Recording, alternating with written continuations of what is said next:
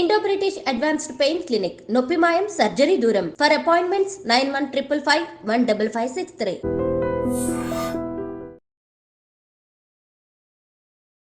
నమస్కారం, welcome to I dream. ధర్మ మార్గం విత్ విజిత కార్యక్రమానికి స్వాగతం.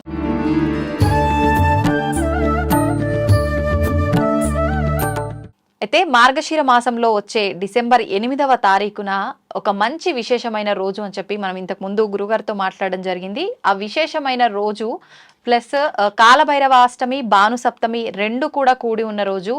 ఈ రోజున కనుక మనం చేసే విధి విధానాలు కానీ పూజలు కానీ కరెక్ట్గా ఉంటే కనుక మనం ఘోరమైన కష్టాల నుంచి బయటపడే అవకాశం ఉంటుందని చెప్పి మాట్లాడుకోవడం జరిగింది. అసలు ఎలాంటి విధి విధానాలు ఆచరించాలో ఇప్పుడు గురుగారితో మాట్లాడి తెలుసుకుందాం.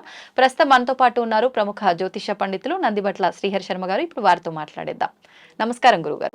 వాగర్థావివ సంపృక్తౌ వాగర్థ ప్రతిపత్తయే జగతః పితరౌ వందే పార్వతీ పరమేశ్వరౌ.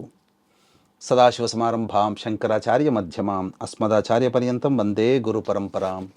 ఆదిత్యాయ చ సోమాయ మంగళాయ బుధాయ చ గురుశుక్ర శనిభ్యశ్చ రాహవే కేతవే నమః. శృంగేరి జగద్గురు పీఠాధిపతులకి, కంచి పీఠాధిపతులకి నమస్కారములు తెలియజేసుకుంటూ కార్యక్రమాన్ని ప్రారంభిద్దాం. గురుగారు, మన మార్గశిర మాసం యొక్క ముఖ్యమైన పర్వదినాలు టాపిక్ మాట్లాడుకున్న సందర్భంలో మీరు చెప్పారు డిసెంబర్ 8వ తారీఖు కాలభైరవాష్టమి అని చెప్పి, భానుసప్తమి అని చెప్పి, ఆ రోజు చాలా ప్రత్యేకమైనది అని చెప్పి.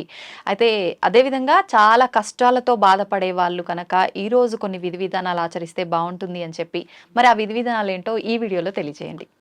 తప్పకుండానమ్మా. మనకు ఈ 2024 సంవత్సరం పోతూ పోతూ అనేకమైనటువంటి సుదినాలని మనకు అందించింది.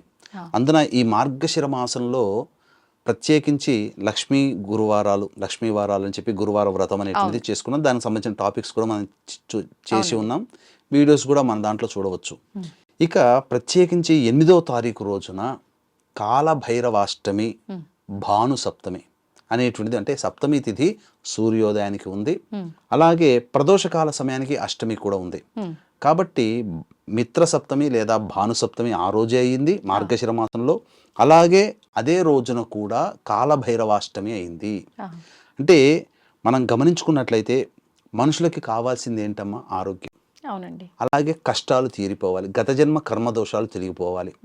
మనకు తాంత్రిక విధానాన్ని గనక మనం చూసుకున్నట్లయితే ఈ యొక్క గత జన్మ కర్మదోషాలని తొలగించే అధికారము కాలభైరునికి ఉన్నది. అందుకనే విశేషంగా కాలభైరవ ఆరాధన ఎవరైతే చేస్తారో వాళ్ళకందరికీ కూడా కష్టములన్నీ తొలగిపోతాయి. కాలభైరవ ఆరాధన ఎవరైనా చేయొచ్చండి? ఎవరైనా చేయొచ్చు, కానీ చాలా తక్కువ మంది ఆరాధిస్తారు కదా కాలభైరవుని. మనకు నార్త్ సైడ్ లో ఎక్కువగా కాలభైరవ ఆరాధన ఉంటుంది, కానీ తాంత్రిక విధానంలో ఈ కాలభైరవ ఆరాధన ముఖ్యంగా మనం గమనించుకున్నట్లయితే ధనప్రాప్తి కోసమే స్వర్ణాకర్షణ భైరవ ఆరాధన. అంటే అందరూ అనుకుంటారు డబ్బు ఇచ్చేది కుబేరుడు, లక్ష్మీదేవి అనుకుంటారు, కానీ వాస్తవానికి కాదు. ఈశ్వరుడే స్వర్ణాకర్షణ భైరవ రూపంలో అవతరించి 2 చేతులతో ఈ విధంగా వరమొసగగా ఈ ఒక చేతి నుంచి వచ్చిన ధనాన్ని కుబేరుడు, ఒక చేతి నుంచి వచ్చినటువంటి ధనాన్ని లక్ష్మీదేవి తీసుకొని ఈ యొక్క ప్రపంచాన్ని సుభిక్షం చేస్తున్నారు. కాబట్టి ఈశ్వరానుగ్రహం కలిగింది అంటే వాళ్ళకి ధనం సంప్రాప్తమవుతుంది, కష్టములు తొలగిపోతాయి.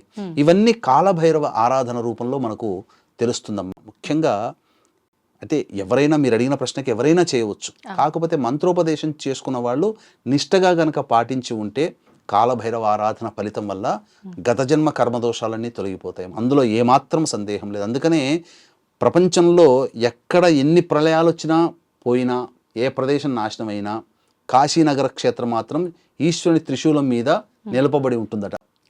అంటే కాలభైరవుడు క్షేత్రపాలకుడుగా ఉన్నాడు. అంటే దాని అర్థం ఏంటి? అట్టి కాలభైరుడు క్షేత్రపాలకుడుగా ఉన్న కాశీనగరం ఎప్పుడూ కూడాను నాశనం కాదు అని అంటే, మనము ఆ కాలభైరవుని ఆరాధన చేసినట్లయితే ఎప్పుడు కూడా మనకు ఇబ్బందులు మనల్ని బాధ పెట్టవు. ఇది గుర్తుంచుకోవాలి. వీక్షించేటువంటి ప్రేక్షకులు కూడా ఈ కాలభైరవ ఆరాధన మార్గశిర మాసంలో అష్టమి రోజున కాలభైరవాష్టమిగా చెప్పుకుంటారమ్మా. అంటే ఏంటనంటే ఈ యొక్క బ్రహ్మ విష్ణు సంవాదంలో ఎవరు గొప్ప అన్నప్పుడు ఈ సంబంధించినటువంటి లింగ రూపంలో వెలిసినటువంటి ఈశ్వరుడు ఆది తెలుసుకుంటానని విష్ణువు, అంతము తెలుసుకుంటానని బ్రహ్మ వెళ్ళి వీళ్ళిద్దరూ ఓడిపోయారు. కానీ బ్రహ్మ గర్వప్రభావం చేత నేను అంతం ఆది తెలుసుకున్నాను అని చెప్పగా అంతటా అబద్ధం చెప్పినటువంటి కారణం చేత ఈశ్వరుడు కోపగించినప్పుడు ఆ కోపం నుంచి పుట్టినటువంటి వ్యక్తియే ఈ కాలభైరవుడు. ఆ కాలభైరవుడు తన చిటికన వేలితో 5వ బ్రహ్మకి 4 శిరస్సులు ఇప్పుడు మనకు, కానీ 5వ శిరస్సు కూడా ఉండేది. ఆ 5వ శిరస్సు అనగా అబద్ధం చెప్పినటువంటి 5వ శిరస్సుని తొలగించాడు. తొలగించిన కారణం చేత అప్పుడు బ్రహ్మ శరణు చొచ్చితే ఆ విధంగా 4 ముఖాలుగా చతుర్ముఖుడయ్యాడు. తర్వాత ఈశ్వరాంశ సంభూతమైనటువంటి కాలభైరవుడు బ్రహ్మ అంటే బ్రహ్మహత్యా పాతకం చుట్టుకుంది. కాబట్టి ఈ బ్రహ్మహత్యా పాతకం చుట్టుకున్నటువంటి కారణం చేత వివిధ క్షేత్ర సందర్శన చేయమని అన్నప్పుడు ఆ విధంగా అన్ని క్షేత్రాలు తిరుగుతూ కాశీ క్షేత్రము రాగానే ఆ యొక్క బ్రహ్మ ఆ సంబంధించినటువంటి కపాలం ఊడిపడింది. కాశీ క్షేత్రంలో చిటికనేలతో అంటుకునే ఉంది. అందుకని ఈశ్వరుడు ఆ యొక్క కాశీ నగరానికి క్షేత్రపాలకుడుగా నియమించడం జరిగింది. అలాగే ఈ బ్రహ్మ కపాల కుండని కాశీ క్షేత్రంలో ఉంది, కపాల కుండ అని చెప్పి. అక్కడ ప్రధానంగా తర్పణాది పిండ ప్రధాన కార్యక్రమాలు చేస్తే మోక్షం వస్తుంది. ఎందుకంటే బ్రహ్మ శిరస్సుకి మోక్షం కలిగినటువంటిది. అలాగే బ్రహ్మహత్య పాతక దోషము కాశీలో పోయింది. కాబట్టి వీక్షించేటువంటి ప్రేక్షకులు ఎక్కడెక్కడో తప్పులు చేసిన కాశీ క్షేత్రంలో రూపాయి తప్పు చేస్తే 1000 రూపాయలు నష్టపోతాం. అదేవిధంగా చిన్న మంచి చేస్తే ఎక్కువ పుణ్యం వస్తుందమ్మా. కాబట్టి ఎప్పుడు కూడా కాశీ క్షేత్రంలో ఉన్నప్పుడు సదా నియమ ఆచారాన్ని పాటిస్తూ చేసుకోవాలి. వీక్షించేటువంటి ప్రేక్షకులకు కూడా చక్కగా ఈశ్వరానుగ్రహం పొందడం కోసం ఎటువంటి నియమం, ఈ మార్గశిర మాసంలో ఉన్నటువంటి అద్భుతమైనటువంటి ఒక రోజు ఉంది. ఆ రోజు మీకు వీడియోస్ వాచ్ చేస్తూ ఉండండి. తప్పకుండా ఆ రోజు కోసం తెలియజేస్తాం. అలాగే అమ్మాయి విజిత చక్కగా కార్యక్రమం చేస్తాం. ఆ రోజున ఈశ్వరానుగ్రహం ఏ విధంగా పొందాలో మీరు తెలుసుకున్నారంటే కార్తీక మాసంలో ఎలాంటి పుణ్యదినం ఉందో మార్గశిర మాసంలో కూడా అలాంటి పుణ్యదినమే ఉందమ్మా. భవిష్యత్తులో చెప్పుకుందాం తప్పకుండా.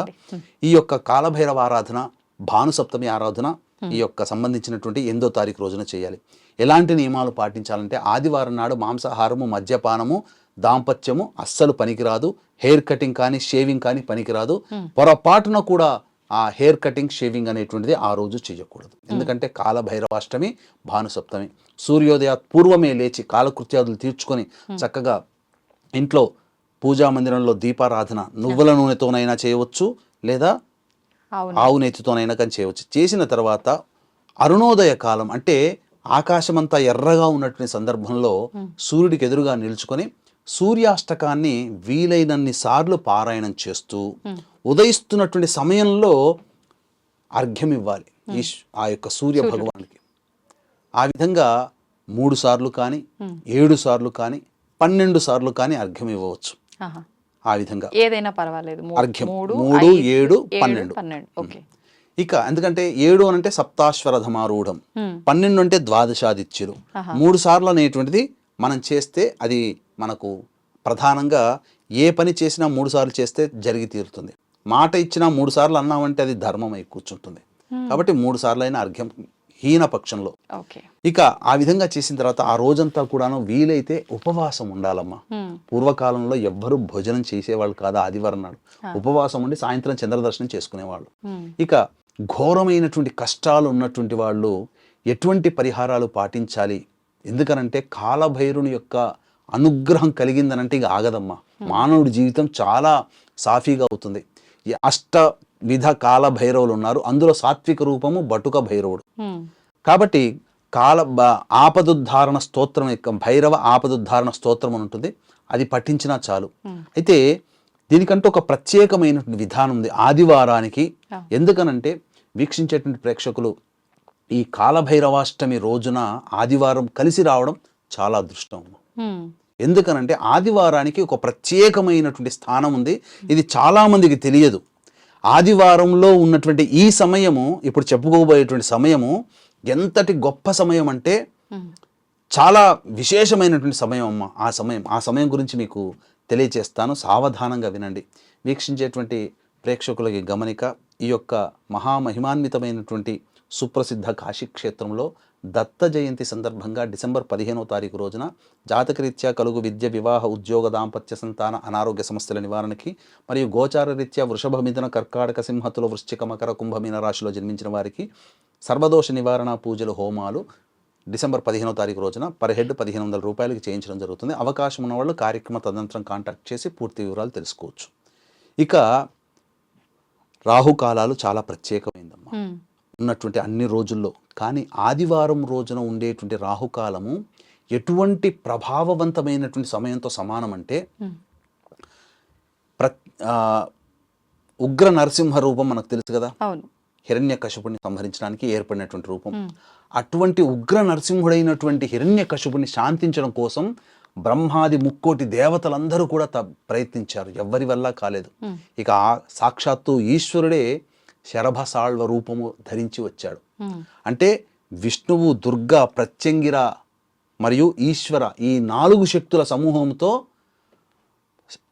ఆ యొక్క శరభసాళ్వ రూపము అవతరించినటువంటి సమయం. కాబట్టి ఆదివారం రోజున రాహుకాలం 4:30 నుంచి 6 గంటల వరకు ఉంటుంది. ఈ ఆదివారం వచ్చేటువంటి రాహుకాలమే చాలా ప్రభావవంతమైనది. శరభుని యొక్క కాలం అన్నమాట. అంటే ఎంతటి గొప్ప శక్తి కలిగి ఉంటుందంటే మనకు తెలియకుండా మన వెనకల ఉండి ఎవరైనా ఇబ్బంది పెట్టేవాళ్ళు కానీ, మనకు జాతకరీత్యా మనకి ఏదైనా భవిష్యత్తులో రాబోయే రోజుల్లో గండములు ఉన్నటువంటి వాళ్ళు కానీ, లేదా ఇంకా ఏదైనా ఘోరమైన కష్టాలు అనుభవిస్తున్న వాళ్ళు కానీ ఇప్పుడు చెప్పబోయేటువంటి పరిహారం కనుక పాటించుకుంటే చాలా ప్రభావవంతంగా ఉంటుంది. కాబట్టి ఆ రోజున 4:43 వరకు దుర్ముహూర్తం ఉంది. కాబట్టి 4:45 కూర్చొని తూర్పు దిక్కున కానీ దక్షిణ దిక్కున కానీ, దక్షిణ దిక్కు మనకు తెలియనటువంటి దోషాలు తొలగిపోతాయి, తూర్పు వైపున మనకు మంచి జరుగుతుంది, ఉత్తరం వైపున మన కోరిక ఫలిస్తుంది.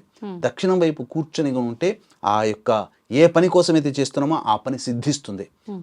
దక్షిణం వైపు పడమర వైపున దక్షిణం వైపున మనకు శత్రువులు నిర్మూలిస్తారు. కాబట్టి ఈ సమయంలో వీలైనన్ని సార్లు కాలభైరవ అష్టకం పఠించాలి. పఠించిన తర్వాత ఆ 4:30 నుంచి 6 గంటల మధ్య కాలంలో దుర్గాదేవి అంటే పాదొక్క వారింటికల్లా దుర్గాదేవి దేవాలయానికి వెళ్ళి 9 నిమ్మకాయల దండ కానీ లేదా 18 నిమ్మకాయల దండ కానీ ఆ అమ్మవారికి హారంగా వేయాలి. ఆ సమయంలో చేసినట్లయితే అద్భుతమైనటువంటి యోగం కలుగుతుందమ్మా ఆ రోజున. ఎందుకనంటే ఆదివారము ఎప్పుడు 4:30 నుంచి 6 మధ్య కాలంలో శరభుని యొక్క కాలం అది. రాహుకాలానికి ప్రత్యేకమైనటువంటిది. ఇంకా నరదృష్టి నరఘోషతో బాధపడేటువంటి వాళ్ళు వ్యాపార స్థలంలో కానీ ఇంటికి కానీ ఆ కాలభైరవాష్టమి రోజున గుమ్మడికాయని, బూడిద గుమ్మడికాయని గనక పూజించి ఇంటికి కట్టిన, వ్యాపార స్థలంలో కట్టినా తప్పకుండా ఆ దోషం తొలగిపోతుంది, నరదృష్టి మొత్తం పోతుందమ్మా. ఆ ఇంటికి సంబంధించింది, వ్యాపారానికి సంబంధించిన నరదృష్టి పోతుంది. ముఖ్యంగా గ్రహ బాధలతో బాధపడేటువంటి వాళ్ళు ఈ కాలభైరవాష్టక పారాయణాన్ని చేయాలి. కాలభైరవ ఉపాసన ఎవరైనా ఉన్నట్లయితే అది ఆ రోజున చేసుకుంటే చాలా విశేషం. కాలభైరవుని యొక్క అష్టమికి సంబంధించిన ఈ మార్గశిర మాసంలో విశేషమైనటువంటిదమ్మా. సప్తమి ఆదివారం నాడు కలిసి రావడం ఇది. కాబట్టి అవకాశం ఉన్నవాళ్ళు ఈ చెప్పినటువంటి పరిహారాన్ని పాటించండి. 6 గంటలకు ఆ స్వామి అమ్మవారి దేవాలయంలో నిమ్మకాయల దండ వేస్తారు కదా, తరువాత ఈశ్వరునికి అర్చన జరిపించుకొని ఆకాశంలో నక్షత్ర దర్శనం చేసుకొని ఇంటికి వచ్చి భోజనం చేయండి. ఉపవాసం ఉన్నవాళ్ళు తప్పకుండా మంచి జరుగుతుందమ్మా. ఇది అద్భుతమైనటువంటి కాలం. మళ్ళీ మార్గశిర మాసం ఇటువంటి కాలం రావాలంటే మళ్ళీ ఇంకొక సంవత్సరం కోసం వెయిట్ చేయాల్సిందే. మళ్ళీ అందున ఆదివారంతో కూడుకున్న కాలభైరవాష్టమి రావడం చాలా దుర్లభం అని చెప్పవచ్చమ్మా. సంతోషం గురుగారు, చాలా మంచి విశేషమైన విషయాన్ని తెలియజేశారు. ధన్యవాదాలు. సర్వం శ్రీ ఉమామహేశ్వర పరబ్రహ్మార్పణమస్తు.